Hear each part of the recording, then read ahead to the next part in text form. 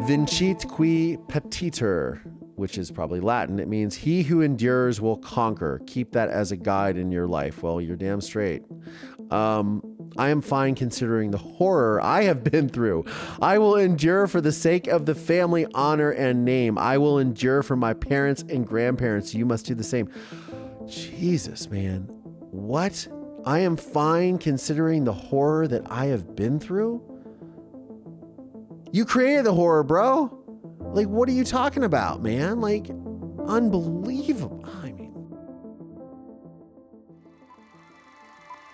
testimony continued today in the most notorious criminal trial in Richland County history. Dr. John Boyle is accused of killing his wife, Noreen, and burying her body in the basement of his new home in Erie, Pennsylvania. The 12-year-old son finally took the stand. As I heard a scream, I heard a thud. It was about this loud. We, the jury, find the defendant guilty.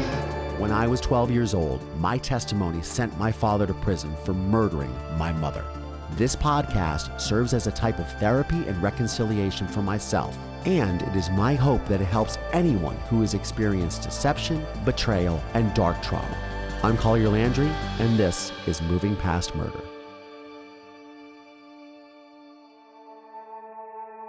Hey movers, what's going on? Welcome back to another episode of Moving Past Murder. I'm your host, Collier Landry. What's going on, everybody? What's going on? What's going on? What's going on? Happy to be back with you guys again for another episode. This one's going to be a good one. I mean, they're all good ones, right? I like to think so. I mean, that is what y'all are telling me. I wanted to give a special shout out to everyone who is joining me here from the TikTok community, from the social media interwebs, those of you that are discovering the podcast every week. It keeps getting bigger and bigger, and I'm really appreciative of it. I'm appreciative of you guys liking and subscribing on YouTube because it helps with the algorithm. I am appreciative of all these great reviews I am getting on Apple Podcasts and Spotify. For those of you listening on Apple Podcasts, Spotify, Google Podcasts, Stitcher, wherever you get your podcasts, whether you discovered it on my website, collierlandry.com, or whether you just are coming to it because a friend told you about it. Thank you so much. For those of you finding me on TikTok, which is my new favorite thing. Thank you again for embracing me. And for those of you that are supporting me on Patreon, patreon.com/Collier Landry. Thank you very much. And don't forget, IG Lives every single Tuesday, 11 a.m. Pacific, 2 p.m. Eastern Time. Okay, that is the spiel. It is really cool to be back. This is an interesting week for me. It is an interesting holiday because it is Father's Day, and I thought, what better way to celebrate Father's Day than as per your requests, letters from my father. For those of you that can see these on YouTube, there they are, addressed to me. Oh, that's my old address from my father in prison. And these are around a Father's Day sort of time, it looks like. Judging by the envelope, we'll see. Well, one says 13th of May. The other one says 16th of June. I don't know. We'll figure it out. But yeah, and as you guys know, when I read these letters, it is me looking at it for the first time since it was sent to me however many years ago. These are from 1994. We've kind of been saying in the 1994 era on the last letter, the tape episode, the interview that you guys have heard, it was super wacky with my father spouting conspiracy theories ahead of his attempted appeal. Whew, that was a lot. That was an interesting doozy of a year. I was a junior in high school, right? 1994. Yeah, junior in high school. Well, I guess around this time I was still a sophomore, but anyways, whatever. I was of that age, 16, 17. Interesting time in a young man's life. Anyways, on that note, let's get into our listener question review through the DMs. This one comes from Valerie0973 via my new favorite app, TikTok. And she says, hey, listen to your episode this morning answering questions from TikTok. And I had to share a very funny moment.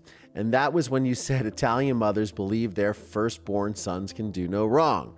Having been married to a narcissist firstborn son of an Italian mother, this is so damn true. So glad that chapter of my life is over.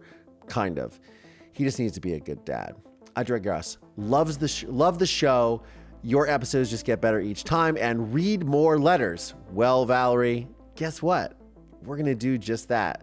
And of course, I asked her, I'm like, what letters are you talking about? She's like, yes, your dad's letters from prison. It is interesting to hear what's going on in his mind during the different years of his incarceration. Well, I think so too. So on that note, we're going to get into this episode, the special Father's Day episode of Moving Past Murder. And we've got 2 letters, and one feels like it has a card in it. So we're going to check that out. All right. So this one is dated May 23rd, 1994. This does indeed have a card that says, "Go Bumper." So for those of you that don't know, my father's nickname for me growing up was Bumper. Why do I get that nickname? Because I grew up the first part of my life on a naval base outside of Dahlgren, Virginia. And when I would point to the airplane nose cones that held all the radar, I would call it a bumper. And so my mother and him always called me Bumper. Let's see what this says. Collier, always keep your faith in Christ. If you have faith, nothing shall be impossible unto you, says Matthew 17:20. Okay, thought you might get a kick out of this creation. I am and always will be very proud of you. Now write me a letter. Much love, XXX. Daddy. 5/12/1994, May 12th, 1994. Very interesting. This is Garfield standing with a tennis racket. I played tennis in high school, for those of you that may or may not know. And this is probably my favorite sport, I'd say, to play, for sure. And now, what was accompanying there in another envelope that was stuck together is another letter. And this one is dated June 16th, 1994. So a few weeks later, boop, boop, boop. For those of you that are watching on YouTube, you can see the actual envelope. For those of you that are listening, you'll just get to hear my wonderful commentary. I was going to attempt to read this without glasses because it just looks so much better on the video, but alas, I am stuck with the glasses. So my little reading glasses, courtesy of Amazon.com. Thank you very much for making deals on all kinds of cheap stuff that we get to purchase. I might be able to actually read this. I'm kind of proud of myself if I do. Sunday evening, 5th of June, 1994. Now, I want to lead into this letter. Okay. I'm reading these letters per listener request. I know that these letters all really seem to help you guys. I know they help me reading them. But they kind of give you an inside track into the mind of a sociopath, sociopathy, narcissism, gaslighting, all those wonderful things we're all so fond of. Not really, but it is really important that we recognize these things. So I'm just sharing these as a firsthand experience. This is kind of, this is a period of my life. So I'm 16 years old at this time, and this is my father writing me. I have no idea what he's going to say. Like I said, I don't read these letters until I read them on the program. But I'm sharing this because this is a special Father's Day episode. And to be honest with you, man, it is really bittersweet for me because I'm grateful that I have a father. I'm grateful to be born and wouldn't have that without a father. On the flip side, my father is a fucking nightmare, to say the least. And he's in prison for murdering my mother, premeditatedly murdering my mother. And it's always difficult for me because I think about this time, like if I was a father and what I'd be saying to my son. I mean, look, I'm not his age at this time, but I'm several years younger, but it's interesting. So anyways, this letter is dated Sunday evening, 5th of June, 1994. It says, "Dear Collier, I was very glad to receive your letter. When I do not hear from you, I think that there is something wrong or that you never receive my letters. So it is reassuring to hear from you and know that you are well. Someday as a parent, you will be sensitive to these same inputs. I was glad to see that you are being kept busy. That way you will not wander into any trouble." Really? Not that you might be the originator of any trouble, but on the contrary, it might come looking for you. The clerics always used to say that an idle mind is the devil's workshop. There is some truth to that expression. I think it's idle hands are the devil's workshop, but I don't know. So what were you, Daddy? So what were you, Dad? Who knows? Oh boy.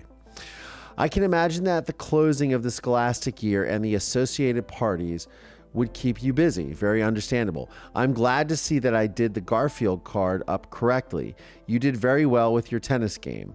I think that it is a very fine tennis year for someone at your age of the game. See, I knew you used a square racket. Ha. I guess so. Mommy and I were never great tennis players. Uncle CJ, that's my father's brother, played a good tennis game and a very good squash game. He would beat me constantly. No falling, a very good squash player. I don't know what falling is. Folling. Your size and weight sound good. I am 6'3" and weigh 195 pounds. In the prison, all we get is very fatty food, so I'm extremely careful of all the things, including my diet. I am extremely careful of many things, including my diet. You should grow some more also. Don't worry about the gravity-bound white boy thing. That is a myth. I could dunk as a senior. It took that long to develop the skills. I played against very good white boys that could leap through the ceiling with a single bounce. So forget the color thing, okay? Don't cancel me, guys. This is a letter I'm reading. On the growing thing, make sure you have adequate footwear. Don't let your feet get cramped with small fitting shoes. You will pay the price later on in life. Always check your feet daily before retiring. Very important. I mean, this is just, so this is like how these letters often start off with this like family advice or this father-like advice that he likes to give me. And then I guarantee there's going to be a manipulation twist in here 100% for certain because he just can't help it. I mean, he just can't help it. This is it. I am very pleased at the Rainbow Choir Group and your, quote, command performance. We are all very proud of you. Mommy has a tin ear and could never carry a tune. My mother actually used to say she could never carry a tune in a bucket. That was kind of funny. I was half decent in choir at school, but that was another type of environment. The real challenge is when the monks had us awake at 6 a.m. singing the Requiem Mass in Latin every Friday morning. That was a real challenge, believe me. Ha. On the dealing with the, quote, girls. Oh boy. Sage advice coming from my father, who was a chronic womanizer and philanderer, is now going to give me advice on women. I wonder what he would say about my current situation in my dating life. Oy vey. Oh, man. On dealing with the, quote, girls. Well, that's a part of life and growing up. Just do not be too eager or too committed at this early age. It is important to get your head on in its proper footing. And yes, I agree that it is very difficult to live with or without them. Caution is the byword. Oh boy. You will meet here we go. Okay. Here he is giving some advice. You will meet the correct girl in your life when the time comes, so do not, quote, rush things. It is only the exceptional person like mommy that one meets in a lifetime. Perhaps you will have the same opportunity as I had. Okay, great. All right, so let me see if I got this straight. So my father, who murdered my mother, is telling me how exceptional of a woman my mother was, that he murdered, that he was having multiple affairs on, that he impregnated a girlfriend / mistress while he was married to her before he murdered her. But she was a special person, a once in a lifetime. Well, I mean, I know that, but come on, man. And this is the thing with my father. I mean, these letters are they're just insane sometimes. Well, they're always insane. By the way, have you read the book Catcher in the Rye by J.D. Salinger? This is normally read in school at your age group. I enclosed at the end of this letter an address and the name of a book that might help you. It should be in your school vocational office or check it out at the mall bookstores. I don't know about Wendy's. You might get real sick of hamburgers really quickly. Oh, I remember why he's talking about this, because I actually got a job at this time working at Wendy's, which for those of you that don't know, Wendy's is a hamburger joint that I worked at in high school, flipping burgers, which was like my first real job. I mean, yeah, outside of babysitting. So interesting. Wow. I don't know about Wendy's. You might get real sick of hamburgers really quickly. Just remember, be on time, punctual, and don't be trying to be the quote smart guy, and don't be giving away the boss's profits. This is also a learning experience in dealing with the public. Remember, you will be the object of looks and stares because of whom you are. Oh boy, you are the son of Noreen and Dr. Jack. People know this and will be watching you, perhaps out of curiosity or perhaps out of jealousy. Who knows and who cares? But you must conduct yourself with pride and honor. Oh my. Here we go. As I said, here comes the manipulation. You are the result of two very proud families. The blood flows in your veins. The genes are there in you of two very good people. Never forget that, whatever occurs. Never forget! Exclamation point, exclamation point. I imagine when the Akron Beacon Journal article comes out, you will be in for some stares, but do not let that bother you.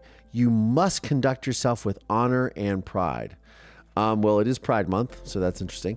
Happy Pride Month, by the way, to all my LGBTQ plus friends out there. Happy Pride Month. This is so crazy to me, because now he's alluding to this article. So the article he's alluding to is there was a news reporter named Ted Joy who wrote an article for the Akron Beacon Journal. He was an investigative journalist, and he was writing an article about my father's appeal. And much like the episode that came out a couple of weeks ago called The Tape, where my father is interviewed on this Christian radio station with Pastor Ernie Sanders and Jim Cluse, or actually it's just Pastor Ernie Sanders that interviewed him. He's sort of spouting his conspiracy theories. Now this letter is dated, what I'd say, the 5th of June, 1994. That interview came out in like December 29th, 1994. So 7 months later, almost 7 months later, or 6 months later.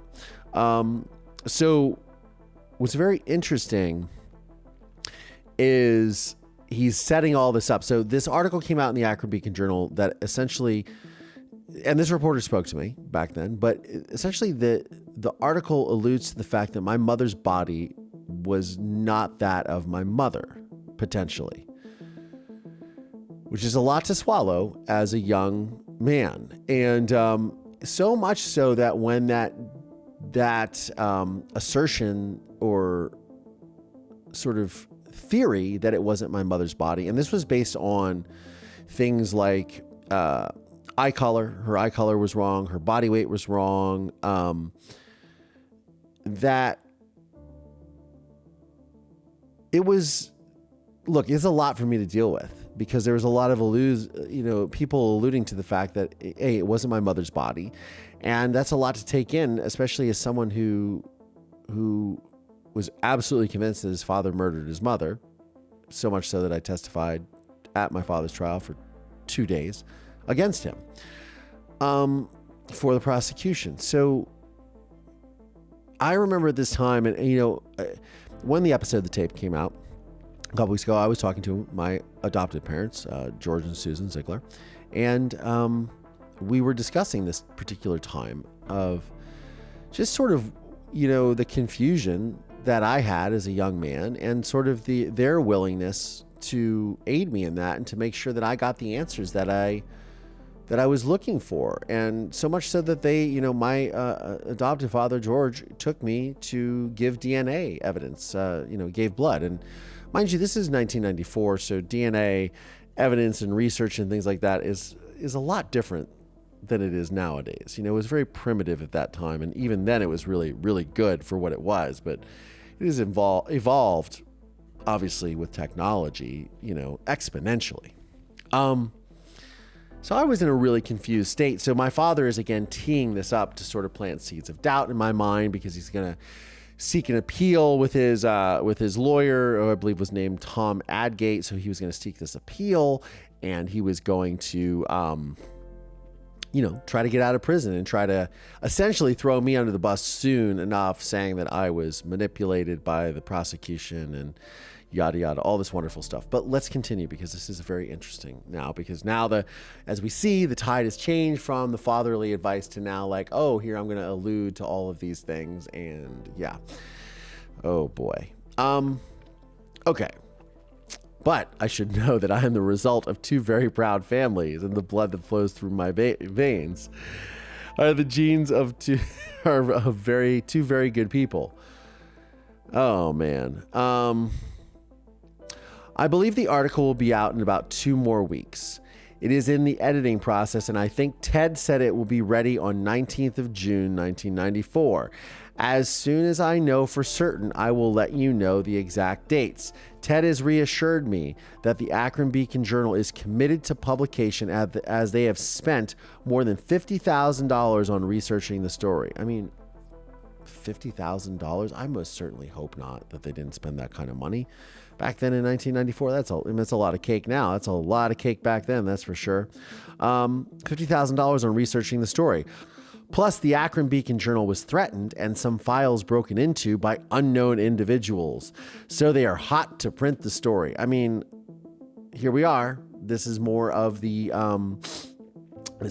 conspiracy theory playing out right before our eyes. Again, this is gonna tie into the past episodes. It's very interesting. We're sort of stuck in this 1994 period of time right now, because it is gonna start to allude, and it's gonna just all kind of morph into this whole thing that my father, he's teeing up all this conspiracy theory. And here we go, even more.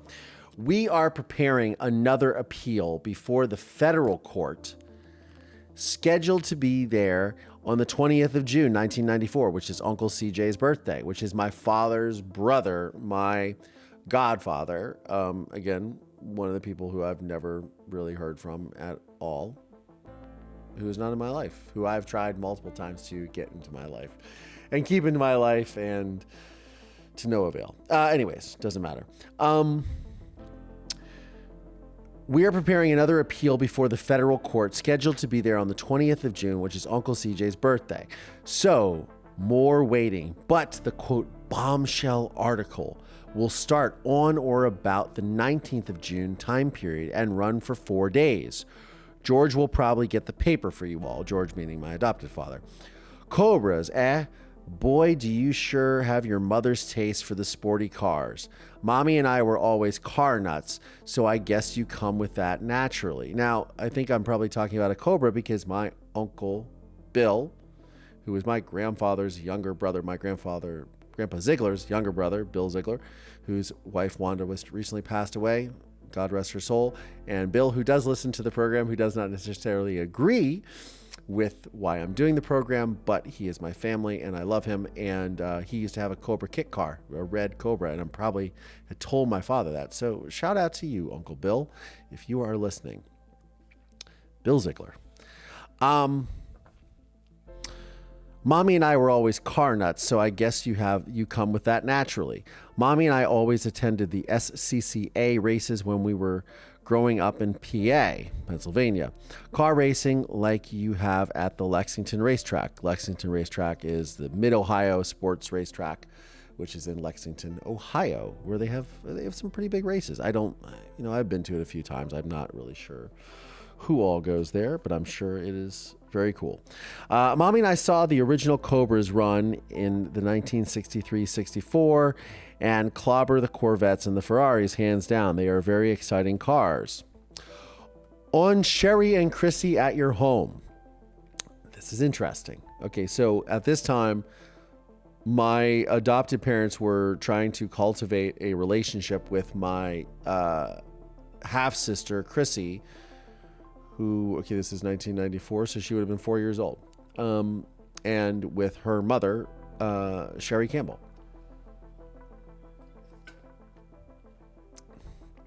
And as good parents who have adopted a son, they always wanted to cultivate this relationship.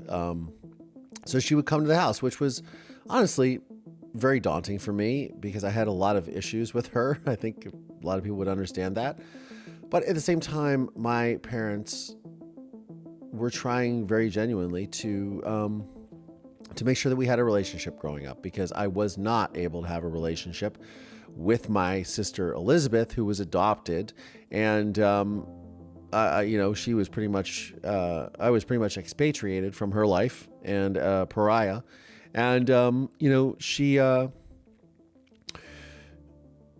think they wanted to at least see that relationship come to fruition, which it ultimately did for a while until I made the film. But I'll continue. On Sherry and Chrissy at your home, remember that Chrissy is just 4 years old. She's 4 years old. See, there you go. Is just 4 years old and hasn't seen much of you, so she will be shy. She is your half sister. Be courteous and loving. That is another mark of responsibility that you are learning. I can understand your feelings about the divorce, but at this time, you still do not have enough information to make a rational decision on the divorce. I still get angry when I think about your conduct at the trial. Oh boy. Wow. I still get angry when I think about your conduct at the trial. I realize you were manipulated to conduct yourself that way. Someday you will see what I am talking about. But the issue for the moment is that you must be cordial and on good behavior at all times. It will make a better person of you. Understand? Wow. My father literally says to me, I still get angry when I think about your conduct at the trial.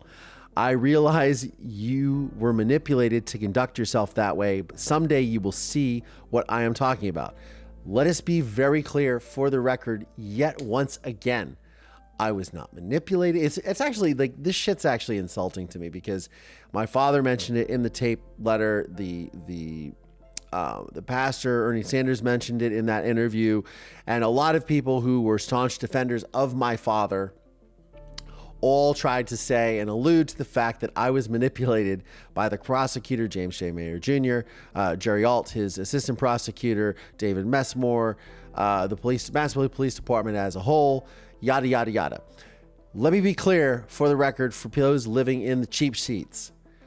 I was not fucking coached, manipulated, or anything. Do you understand that I testified at trial for 2 days and how hard that shit is to remember, to keep straight? If I was lying or manipulated, a child on a witness stand in front of television cameras, having his testimony broadcast live over television through a courtroom full of people, okay? You can't imagine the pressure that I was under as a child.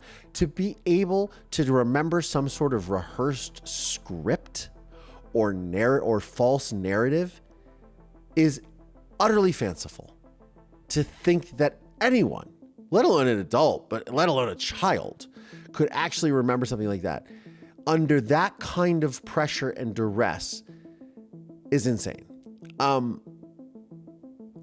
No one planted in my mind of the fact that on the morning of December 31st, 1989, I awoke to a scream and the sound of 2 loud thuds. When I woke up that next morning after I pretended to be asleep as my father looked in my room, or I believe my father, I come downstairs the next morning after not finding my mother, after seeing all her sheets scattered and the bed not made and not finding her or any blood or anything.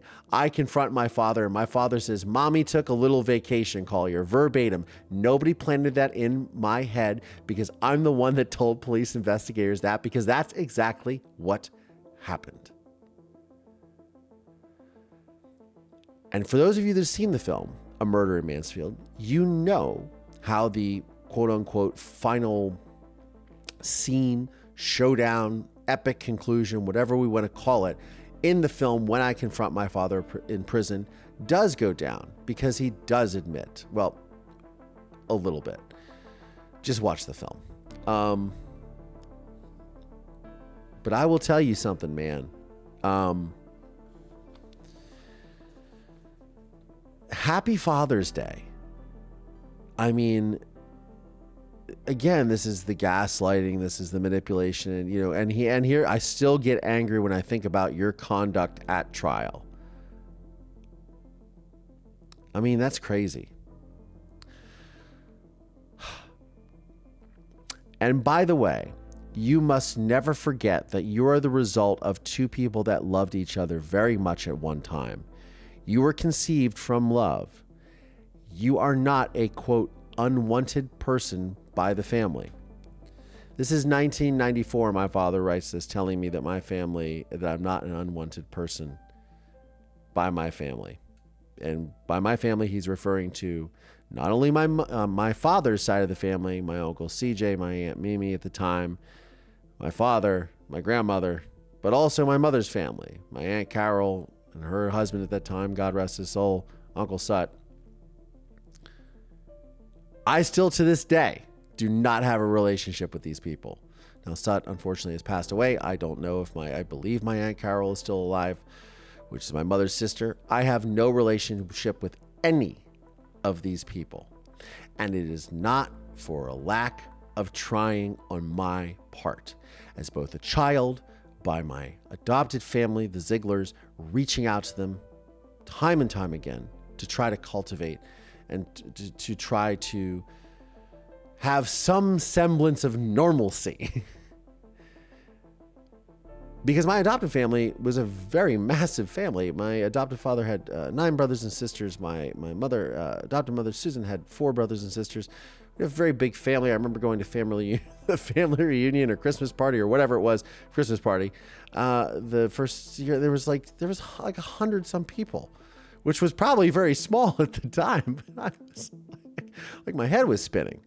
I had gone from being an only child to having a sister to then being adopted and then into this family after being through the foster care system. So this is, yeah.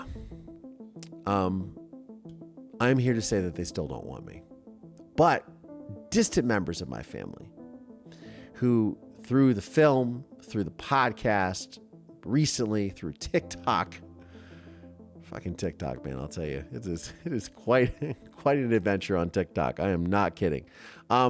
These people have reconnected with me, and it is very, very cool. And they are on my father and mother's side, and they are distant, like second cousins and people that always wondered what happened to me and have reached out. So there is a lot of good that has come from all of this. And despite the abandonment of the immediate family circle around me, it is very cool to have them embrace me.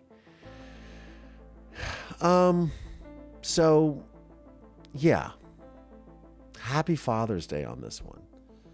And it gets better. I can read down here on these lines. It's even better. Try to reconcile yourself with your family. Call the right Grammy.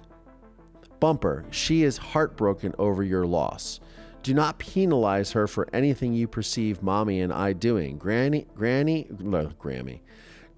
is not part of any conspiracy or crime. Understand? So he's referring to my grandmother, who is his mother, as my Italian grandmother, who I had a relationship. She was actually the one person I really had a relationship with until she passed away in 1998, of which I never was even notified.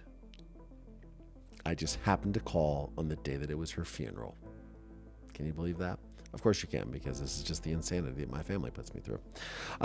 Anyways, she will soon be gone from this earth. Please make an effort to see or call her. It is a duty you will never regret in the future. And I never regretted that. I had quite a great relationship with her, especially when I was in college. I would go up and see her. My last memory of my grandmother is making pizzelles in her kitchen with her. Pizzelles are little Italian cookies with anise or anise, as some people call it, or I call it anise. Some people call it anise, or lemons, lemon peel, things like that. They're chocolate. They're little Italian cookies. You put them in a press. They're really good. And it's something you do with your Italian grandmother is you make pizzelles. But I remember her saying very distinctly, she said, "My Jackie, what a waste of talent." That was one of the last things she said to me, because she was thinking about my father, and she She knew what he did. She didn't know it at the time, but, and she didn't want to accept it. And I think she finally did before she left this earth. So God rest her soul. I really loved her. She was wonderful. She will soon be gone from this earth. Please make an effort to see her. Call her. It is a duty you will never regret in the future. I do hope you are doing fine. I realize this entire nightmare has been stressful on all of us, but we must endure. Yeah, no shit, man, because you created this entire fucking nightmare, man. Like, oh my God. Vincit qui petiter, which is probably Latin. It means he who endures will conquer. Keep that as a guide in your life. Well, you're damn straight.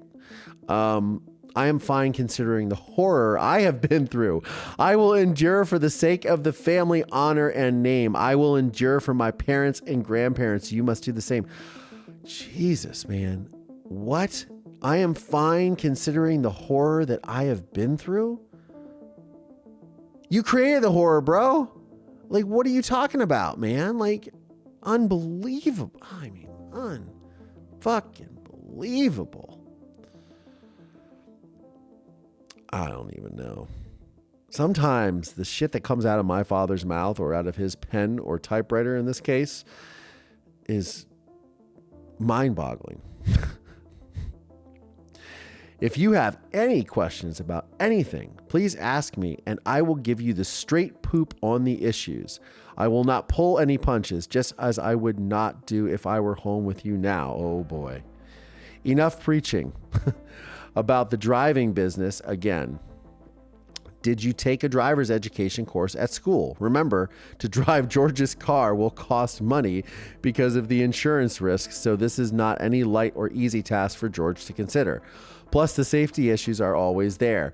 You are a good driver, but suppose some, quote, nut is tooling around and hits you, You can be hurt just as easily. Well, I'll close for the moment. Please write again as you can fit me into your time schedule. It is important to my mental health to know how my child is doing. Someday you will understand this also. I mean, it is important to his mental health. Again, this is the crazy thing about these letters. And I know you guys that are listening to this are going, what in the literal fuck is happening?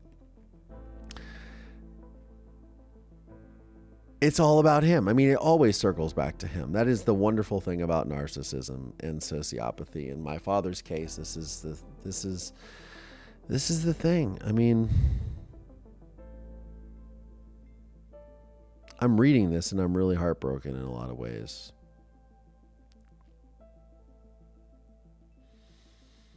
Because nothing has changed. So that should be a lesson to all of us, I think, that nothing has changed. That if you really are a narcissist and a sociopath, you really lack the fundamental cores of the very essence of what makes us all human, at least in my opinion. Look, I'm not a psychologist or a psychiatrist or a doctor or any of those things. I am just a person with a fucking shit ton of experience in dealing with this shit. We are talking about 30 years of my life. Actually, we're talking about my entire life. What am I saying? 30 years of my life. We are talking about my entire life. I lived with my father until I was 11 years old, and then I've been dealing with his bullshit ever since. So I've been living with this my entire life, and I will continue to live with this until I probably take my last breath on this earth, which I hope is a very, very long time from now. But I'll tell you, I mean, I can't imagine being my father writing this to my son. Having done what he did. It's all about him and his mental health. It's all about him. It is important to my mental health to know how my child is doing. Someday you will understand this also. Always remember that I, quote, love you very much. You are in my thoughts and prayers always. Keep me in yours. Watch out for those singles, doubles, and triples. Go with God, my son. Much love, Daddy. And the book that he referred to in the letter, Writing Your College Application Essay by S.M. McGunty from 1991, and College Board Preparatories. Oh, got it. It's an address in New York City. That's what he's saying. It was $9.95 at the time.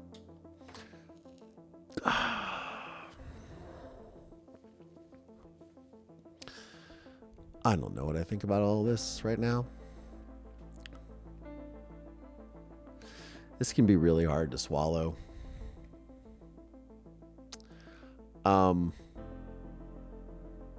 This is my father. This is a man whose same blood courses my veins. And that's really...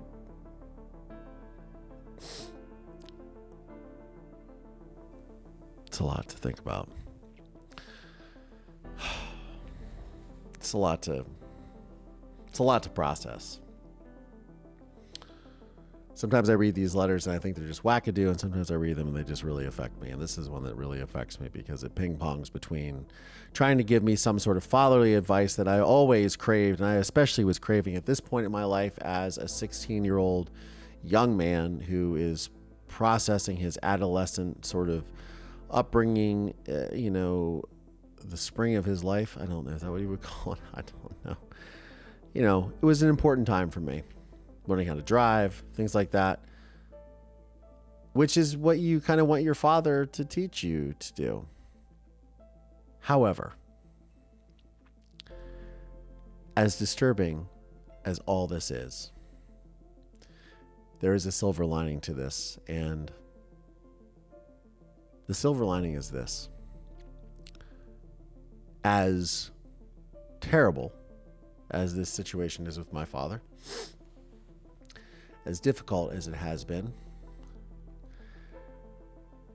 there are, unfortunately, a lot of kids in this world that have had to deal with this. And a lot of people my age, a lot of you listeners out there that are listening to this program, this podcast, that are watching this on YouTube, I know that a lot of you have dealt with this in your own personal lives, and that's why my material connects with you. It does not escape me how fortunate I am. Because on the flip side, I was gifted a wonderful example of a father. So, to my father, George Washington Ziegler, I love you. Thank you for being a real man in my life. Teaching me right from wrong. Teaching me how to drive. Attempting to teach me about girls. I can remember a girl coming to the door one time and my father saying, "This wasn't the girl. This wasn't the girl that was here the other night, Collier." Thanks, George. But seriously, thank you, George, for being an example of what a real man should be. I love you. And happy Father's Day.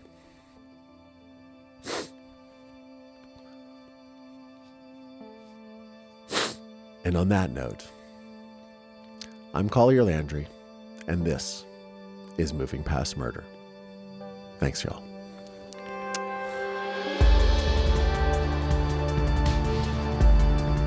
This podcast is made possible by support from listeners just like you. Please subscribe via Apple Podcasts, Spotify, Audible. Find us on YouTube, youtube.com/Collier Landry. The film A Murder in Mansfield is available on Investigation Discovery, Discovery Plus, and Amazon Prime Video.